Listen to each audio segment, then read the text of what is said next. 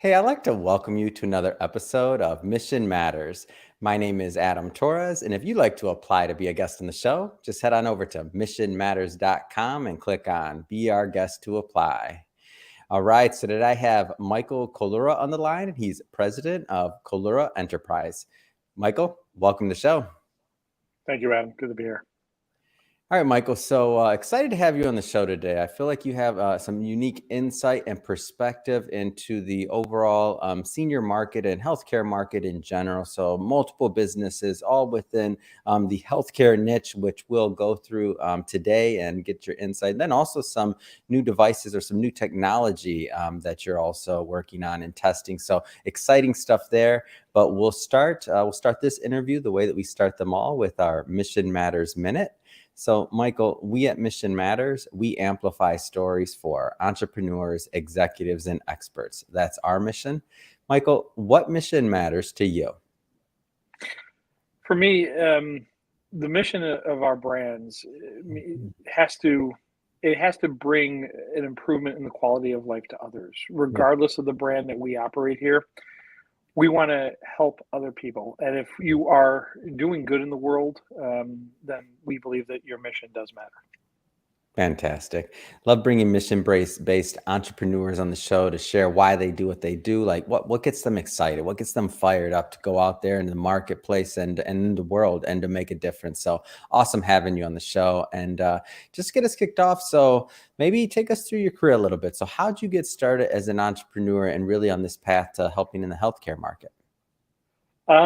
So I'll give you the short version. Being an entrepreneur kind of happened by accident. It wasn't something that I was actually setting out to do. My very first job, I was 15 years old in a nursing home and made an impact on me then. And I saw what senior care, was and what it should be. And certainly made an impact in my life. Fast forward, I'm clearly not 15 years old anymore.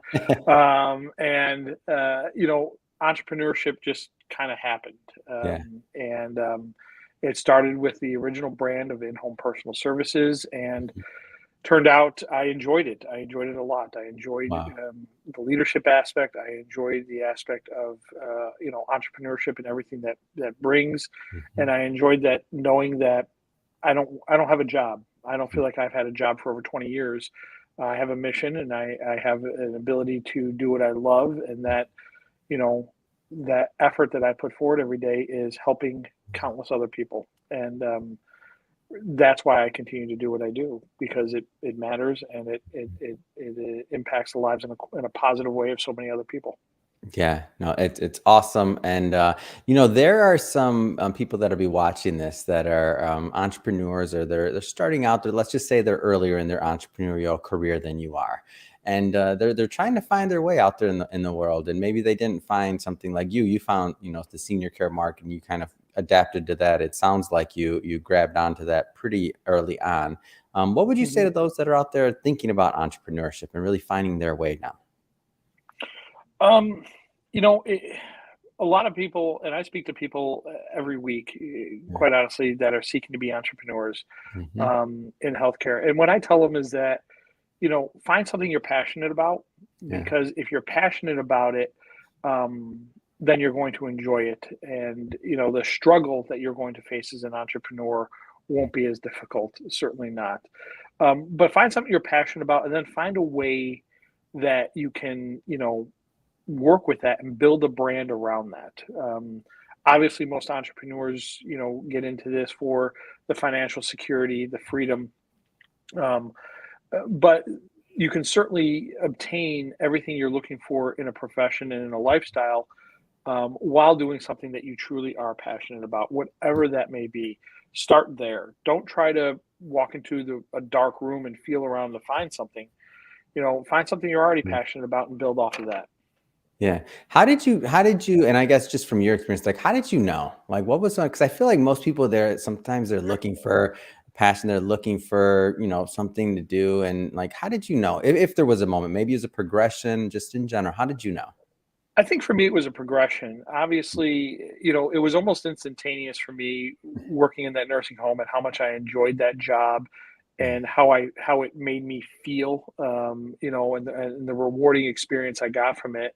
But it Mhm. also got my mind running. But to be perfectly honest with you, Yeah. I was in various careers Mhm. before 2004 when we started in home personal services, and I think that it was a progression of learning and leadership and understanding and wanting more for me and my family, Mhm. and wanting to make a difference more than appeasing the corporate machine, as it were, for me, Yeah. about productivity, performance, and standard. And all those things are very valuable, but Mhm. I knew that there was more for me, and that I could be more, and that my mission in life, I think, was different from just being a good corporate executive, which I was. I can Yeah. move on to be something else. And while I am wholeheartedly and eternally grateful for those experiences and what I learned, and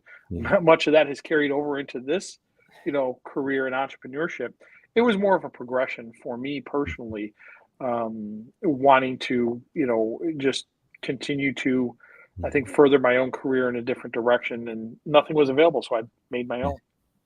And so going from maybe idea to the actual launch, like I feel like that's also a part where many people get kind of stuck. Like Yeah. what were some of the things that helped you like go over the edge to where it's like, all right, so we're doing this, like it's done. And like how was that transition period? If you get like take us back there. Absolutely. First and foremost, surround Mhm. yourself with a support system. Ah, No entrepreneur will ever be successful on their own. mhm. Even if you look at some of these big name billionaires, Yeah. there are massive teams around them making that Oh yeah. happen for them. It's not just them. You may be the idea person, you may Mhm. be the visionary, Yeah. but no mission, no vision is ever going to be achieved alone. So Mhm. surround yourself with a support system and people that you're going to be able to build a company with, or Mhm. build a brand with, build a dream with. From there, I would also say embrace the failure, Mhm. because failure is a big part of the learning process. Yeah. Every entrepreneur out there has failed, myself included. Mhm. Some of us rather fantastically before we were able to succeed, but it's there. And lastly, I would say, if you're passionate about something, find a mentor that's equally passionate about your success. Yeah. And that way, when you're navigating these processes, you're not Mhm. doing it alone. Yeah, it's great advice, and I'll raise my hand on that one. I mean, I've probably been through 20 businesses before I finally landed on Mission Matters and found my calling and my personal, like where I feel that I add the most value to the marketplace, and we've been rewarded somewhat by the market as well. So it's a process, right? Like you don't have to get Hmm. it right the first time. I feel like people sometimes put so much pressure on themselves that they have to have the perfect idea at the perfect time, and then it Yeah. always has to be right. And it's like that's not entrepreneurship. Maybe for Okay. a very select few out there that may have been the way it worked out, but most people I know, no matter how big they've hit it, like they would tell another story. I've had some businesses where the work we did was to prove to ourselves, would we Yeah, fail? And yeah. that is, in fact, how we ended up succeeding. And Wow. in some cases, it was 10 years, it was a decade in the making, a Yeah. decade of struggle, a lot of fail. Hmm. But today, that brand is standing indomitable, and Yeah. it is very strong, and it is very sought after, as a matter of fact, because of the work we put in. So yeah, definitely embrace the failure. It's part of the process. Yeah, it's awesome.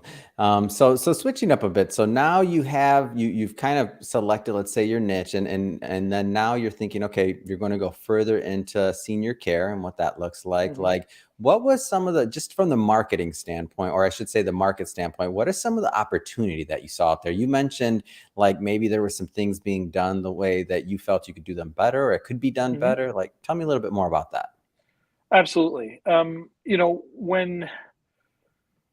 When we started this, we Yeah. knew early on that we wanted to do something very different in every Mhm. respect. And ensuring that we understood what quality care was and how Yeah. it impacted the lives of others was what we started to build upon, because we saw that first and foremost as the Mhm. most important and urgent need. And it's that's not to say that it was completely absent or devoid from this industry, certainly Yeah. not. But there was more opportunity, we felt, to improve upon that. And Mhm. that is what we set out to do. Um, we looked at every little detail, literally came up with this list of, if we had a genie in the bottle, what would we do Mhm. with it?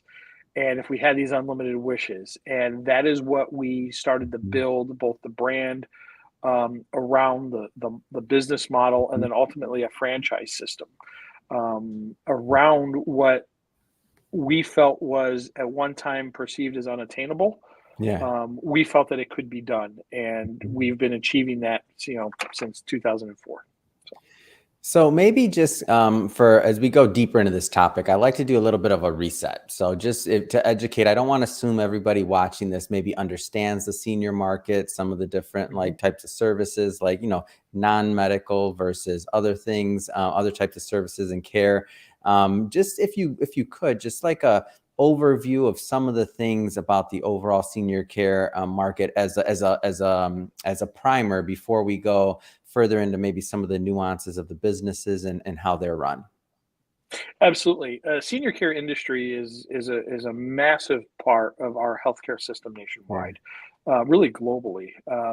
Senior care does fall into a number of, if you would, lanes, Yeah. and this is based on not just regulatory standards, both state and federal, but also the level of care that is needed. So you have, non-medical senior care, home care, often commonly referred to as a caregiver service. Mhm. We are under one brand a caregiver agency. On the other hand, you also have what the medical services, and what is often referred to as home health care. This is the nurses, the therapists, all providing skilled medical care in your home. And this is paid for by Medicare, Medicaid, veterans benefits, private insurances, but it's more medical in nature, meaning a physician is involved. When you have those two entities, you also need quality individuals delivering that care. And this becomes part of our initial mission. How do we provide and ensure these quality standards that we set the bar ourselves? Well, we started our own school, and education and training becomes a big part of the healthcare system. It is not getting as wide of attention as the care providers up front. Care providers, such as the medical, non medical I just mentioned, is where a lot of the money is at. And of course, that drives a lot of people into that side of the business. But you want to truly develop a brand and a quality, you have to pay attention to the training and the continuing education of those that are providing that care. So we actually built our own school, and Mm. to do that. And from there, healthcare, at least from our perspective, now goes into innovation and forward thinking. And there's a lot there, from the pharmaceuticals to treatment protocols to technologies. There's a lot out there. We do have our hand in medical technology, and in fact, we are, one of the developers behind a rather unique medical device. I'm going to be very careful about what I say, because there are Yeah. some non-disclosure agreements in place. But essentially, there is a medical device that I have invested, resources behind for several years now, to develop, that will alleviate or um, treat the symptoms of Parkinson's disease. We're also getting into a medical study now, that will look at it from the perspective of other neuromuscular disorders, such as stroke, even Alzheimer's disease. Thank you for sharing that. And I want to, and we'll come back I'll get a little bit more out of you in terms of the medical device and what you can share on that. But before we do that, I want to step back a moment and go a little bit further into, you mentioned that you've kind of developed a franchise model around this, and that you're also Mhm. offering opportunity in one of your businesses. Tell us a Mhm. little bit more about that. Yeah, so in-home personal services, our non-medical senior care model, Mhm. as an industry, it's one of the hottest franchise systems you could, Yeah. enter into as a budding entrepreneur across the country. This was an industry that was growing and booming even pre-pandemic because of the baby boomer population. The sheer volume of care needs that exist in our country created an insurmountable demand for these types of businesses. They are low startup cost, low, at least our brand, low startup cost, low threshold for entry, high return, a very strong developed model. But we are offering that as a franchise system and have been for many years. We have been franchising. We started in 2009. We intentionally ceased the sale and release of new franchises and spent nearly a decade studying the industry, the competition, the market, and perfecting further on a business model. This interview won't be long enough to go into it, so let me summarize by saying we have built a franchise system with more advantages and differentiators than any other system in the country. And if you think I'm wrong, give me 15 minutes and I'll change your mind. Because we hear that from brokers and coaches and business entrepreneurs every day. I have a call today at 3:30. He's already spoken to half a dozen of my competitors, and he's done talking to them and only wants to talk to us based on the advantages and differentiators we hold that set ourselves apart in this industry that are resonating with him as an entrepreneur. So this is one of our strongest brands. It's our largest brand. We have active franchise units, in several states today. And we are closing new units. I just closed a new unit for Las Vegas, Nevada on Friday, and I am closing 2 additional units here in Illinois this Sunday, February 6th. So we are growing at a very rapid pace. We turned on the quote sales process of franchising right after or midway through the pandemic. When the pandemic hit and we were ready to launch again, I said, no, well, we're going to prove the business model yet again during a pandemic. And we did. And we get a lot of questions about why we held back the growth. And I tell them it was for the quality of the brand. And when entrepreneurs want to join, and to your earlier question, people are always worried about how to navigate, and they have that entrepreneurial fire, but they don't know where to go or what to do next, or they need a support structure. Franchising is the perfect vehicle for you to get there because you have the expertise and experience of my entire team. You have the knowledge and understanding of everything we have learned over our 15-year, almost 20 years now, operation since 2004. So a lot of those mistakes and failures you're not going to have to make because we've already made them for you, basically. And you have lifetime 24/7 support for your franchise system from teams of individuals here at our corporate office. So it's definitely an opportunity for all levels of entrepreneurs that are looking to not only be business owners, but maybe be in this industry, which is proven to be both economic and pandemic proof. And so obviously brand is really important. I mean, 10 years from expanding to perfect your model and to protect the brand really and to grow on that. So I have to ask that, the obvious question is, what are the types of franchisees you're looking for to carry on that brand? Do they have to have experience in healthcare prior, or like just in general, like what are you looking for? Like what's a good franchisee? I get this question a lot, and sometimes my answer stumps people, but here it is. I only have one quality that you must possess. I only have one requirement. You must possess a genuine desire to care for the elderly. That is the only requirement I look for. Everything else that entrepreneurs face or, somebody entering a franchise system has concerns with, we spent those 10 years solving those problems. We've built the supports around it.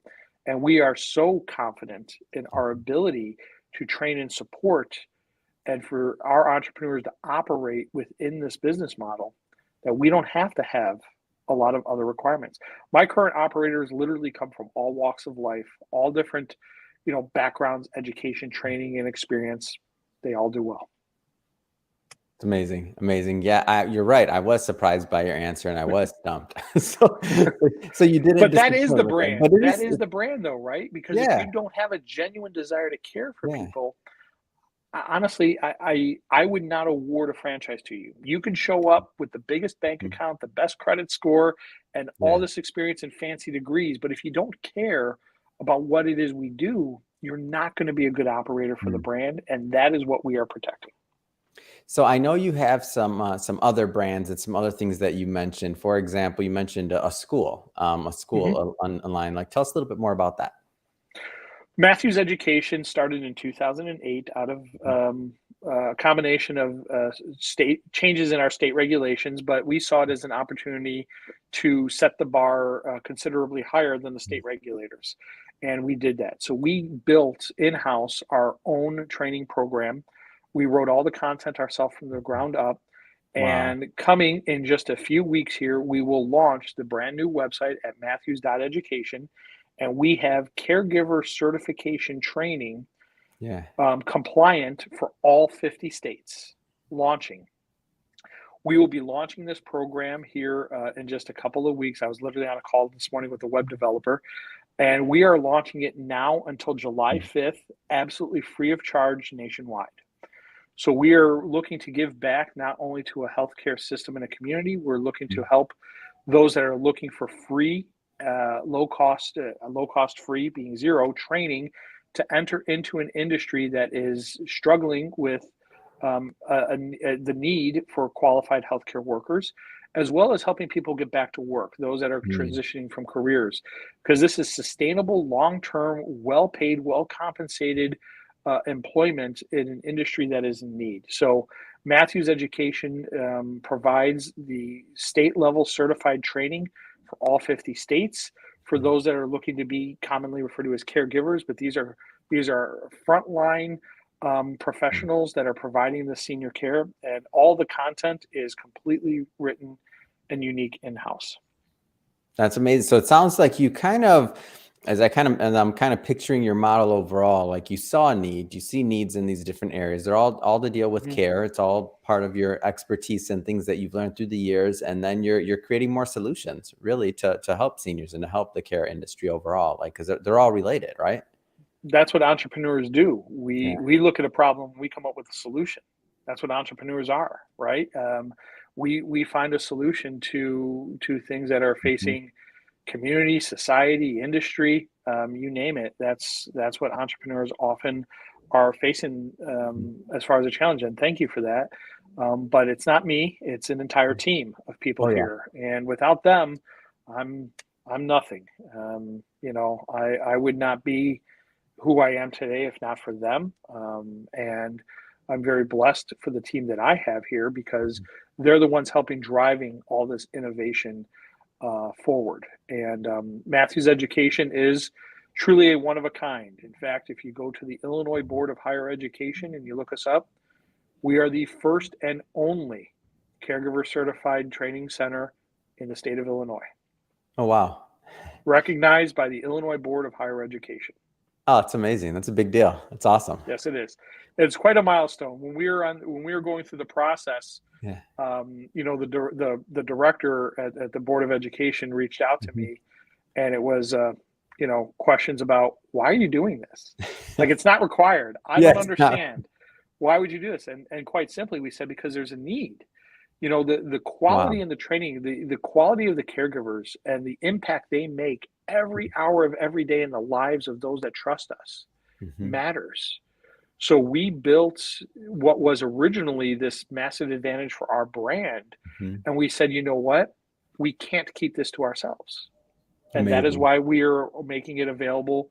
And I've had several other very large national brands already approach us and ask to utilize our platform for training their caregivers. Now, that's a sign of respect when your competition comes to you and asks you to train their caregivers too. I actually have it on their letterhead. We're not going to release it publicly, not yet anyway. I'm going to ask them if I can, but we have it on their letterhead requesting this. So yeah, we're quite proud of it. That was a very personal mission for me. Matthews is actually named after my younger brother who passed away. He was only 23 years old, and this was a way to memorialize him and for my family to carry on, his memory in a very positive fashion. So yeah, we're very excited for that launch, and that is imminent. It may actually be the end of this week. I'm waiting for the official word. We're debugging a few things right now. For some reason, a couple of states won't test, and we go through the test because you got to take the course material test and then get certified. And for some reason, some of the tests are not completing. So we're fixing it now. Uh, all part of the process. I have no doubt you'll get over that hurdle. And for everybody watching this, we're recording this in February 1st, Chinese New Year. There you go. You're the tiger. So by the time you watch this, the point is that this will be up and live. So we'll put all the links and all that good stuff in the show notes, so you can just head right on over and check it out. So one other part of your brand that I'm interested in is Bose. It's Bose In-Home Care. So tell us a little bit more about that company. So I was actually not the founder of Bose. Bose In-Home Care was started by Mary Ann Bose back in 2005. Long story short, she actually sought me out. In-home personal services had a really strong reputation in the marketplace, and she wanted to ensure that her legacy carried on in a positive fashion. In a very short period of time, I bought the company from her. Amazing. She comfortably has retired, but we did agree to retain the brand name Bose. It was her name, and we did so. And it's one of the reasons, at least, that we've kept the brand name going. But I'm very proud of what the team has built. When she came to us, she was a very small agency, had only about 10, 15 patients under her entire umbrella agency. We grew the company to well over 700 active census, which to those that understand the home healthcare industry, that's larger than some hospitals. So a major agency in the marketplace that has not only maintained its standards of quality care, but the reputation it carries for patient care has been very strongly exemplified, even by those who may find cause to criticize the agency. Even they admit, but the patient care was really good. And that's truly all that matters. Patient care is what matters to us, and the team that we have here, it's what matters to them first and foremost. And that is, at the end of the day, the mission of the brand. And we're, from a Medicare medical practitioner's perspective, we're very proud of what we've been able to not only achieve, but these last couple of years during the pandemic have not been easy for any of these brands.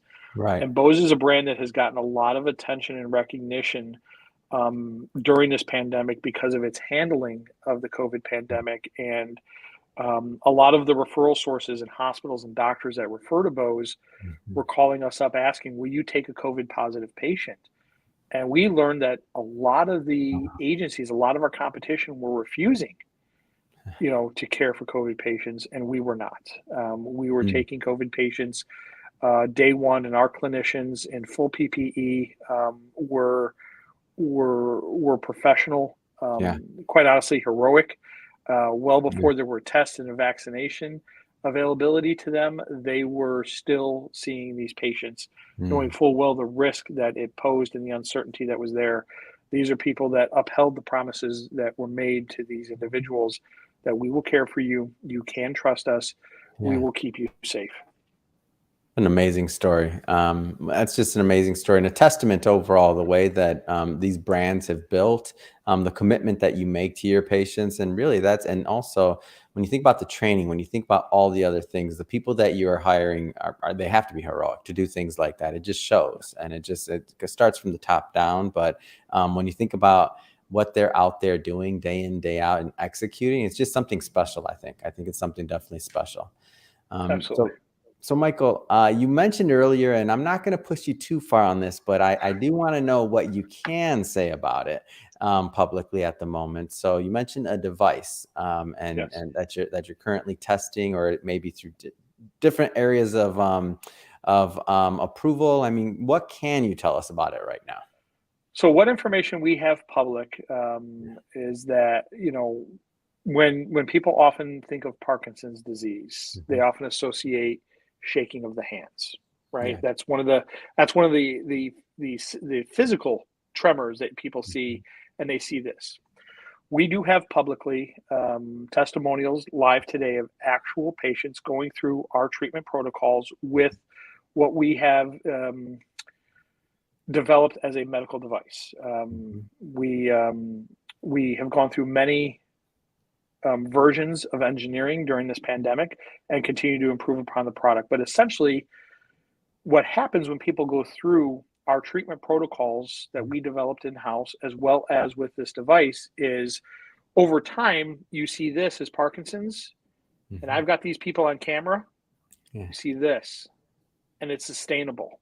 Wow. No medication. Now, we need clinical studies, obviously, to understand how we did that. We know what we did, but I am not a doctor. I'm not a scientist. Yeah. I'm not even an engineer. I'm an entrepreneur. I have doctors and neurologists and scientists and engineers around me working on this. Yeah. So we know what we have done, and we know how it has improved the quality of life of others. We need to understand how we did it, because what Parkinson's disease does, at least from our understanding, and for all the medical professionals out there, feel free to correct me if I'm wrong. Yeah. But the brain, the neuroreceptors in the brain develop a plaque, and it blocks that message from transmitting appropriately. And this is why you get a lot of like muscle movement. What we do is we have created, we call it NeuroFire. And basically what we've done is we've created a treatment protocol, both physical and mental, in which we are retraining the brain to bypass that block protocol and create a new one. And this has impacted motor, balance, gait, strength, speech, even cognitive functionality with Alzheimer's patients. So we have seen a lot of really positive benefits from this with no medication. The only thing they ingest is water because they need to stay hydrated. Yeah. But this is done through big muscle movement and cognitive training that takes place in a particular way that helps us unblock and recreate new neural pathways in the brain that are there. We've barely tapped into a fraction of a percent of our capacity, at least from the neurologists that I speak to and the medical experts that have the right education and medical training. But we do have this device. We are very excited to continue to work on this. We are partnering up with a number of individuals, and based on what we have seen, 100% of those that have gone through our treatment protocols have some measure of regression of the symptoms for a period of time. Now, everybody is having different results, and this is why proper clinical study needs to be done on this. I don't want to, get anybody's hopes up on anything. This merely is returning a quality of life by alleviating not only those symptoms, but the types of medication you take when you have something like Parkinson's disease. For those that do, it does as much harm as it does good. And when you're able to eliminate that medication regimen and still alleviate your symptoms simultaneously, that matters. And we've put forward a significant investment to continue this, and we will continue to do so. If you go to wearefightback.com, we have our website, and our social media is still active about that brand and what we do. And the testimonials from actual patients and family members that have gone through this initial program are live today. You can hear it from them.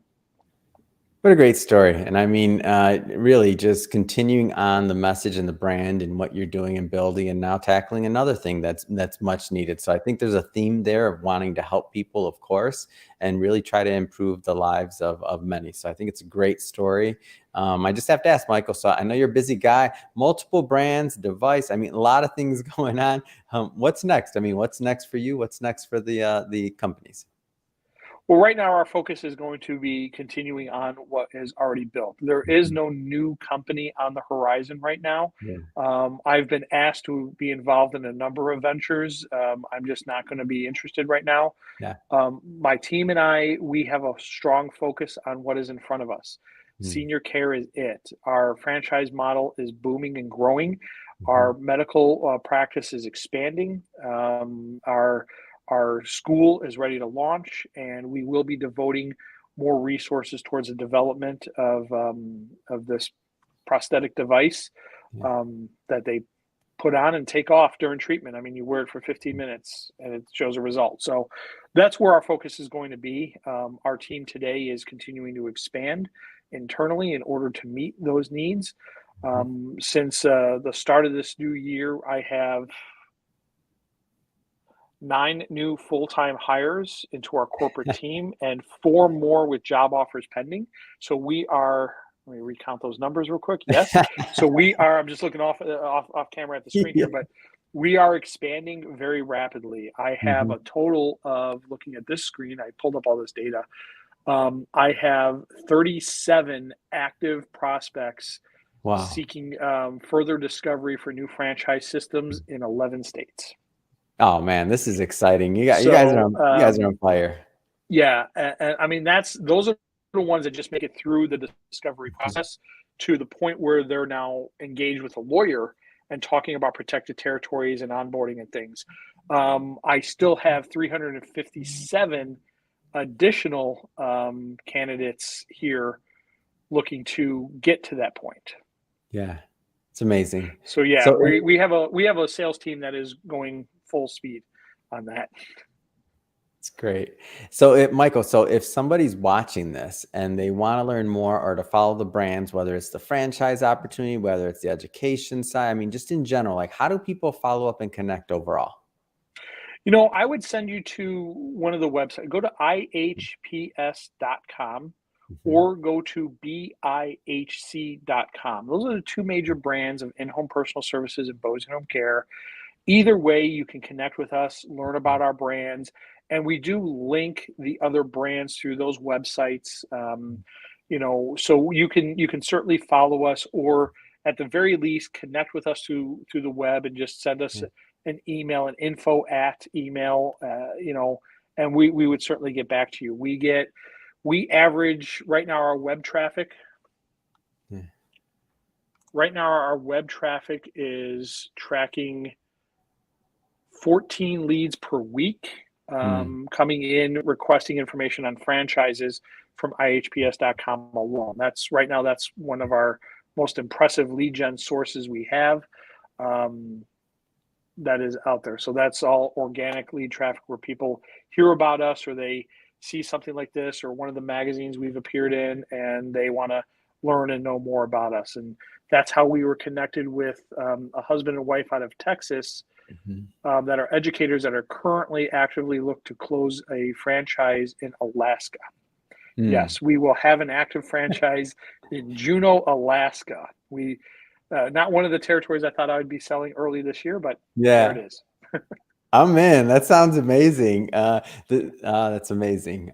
So and by the way, we'll put all those links and all that good stuff in the show notes so that our audience can just go ahead and click on the link and head right on over. And if this is speaking to the audience, if this is your first time with Mission Matters, we're a platform that's all about bringing on entrepreneurs, executives, and experts, and really having them share their passion, why they do what they do, how they do it, providing actionable tips for us all as entrepreneurs and executives out there to get better and really just to make a difference in the world. So if that's the type of content you like and that's what you're into, we definitely invite you to hit that subscribe button because we have many more mission-based individuals coming up on the line, and we don't want you to miss a thing. And Michael, really, it has been a pleasure having you on the show, hearing about where you've been, where you're at, and where you're going. It's just awesome. So again, thank you for coming on. Thank you very much. I appreciate it. I enjoyed this.